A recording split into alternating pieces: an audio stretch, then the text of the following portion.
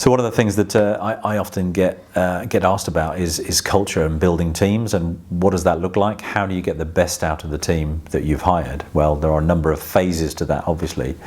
Quite clearly, you need to be communicating well with your team. There are three things really, I guess. If we said consensus on what you're doing, why you do it, communication, making sure they understand everything that's happening on a day-to-day basis, and clarity over precisely what their role is. Those three things combined equal ambition.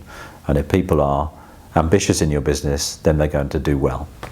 The office culture and the business culture, remember, as the leader of the business, comes from you. So your culture, your values, the way you treat people will seep down through the organization. If you are a good boss, that will seep down through the organization. If you are grumpy, turn up on a Monday morning with a face like a wet weekend, that culture is going to seep through the rest of the business, and you will struggle to retain staff for the long term. Now, one of my tips when you hire somebody new, or in fact you've got somebody in your organization who is great, my advice is to say something like the following. If you ever decide that you want to leave the business, for whatever reason, I want you to tell me first.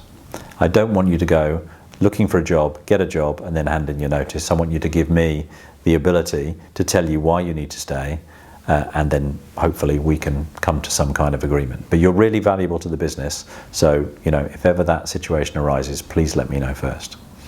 That's a great tip for hanging on to staff for the long term, because they need to know they're valuable, they need to know they're valued, and the last thing in the world you want, if you've got 4 people in your company plus you, is for one to leave, because that 20% of work they were doing suddenly falls on you.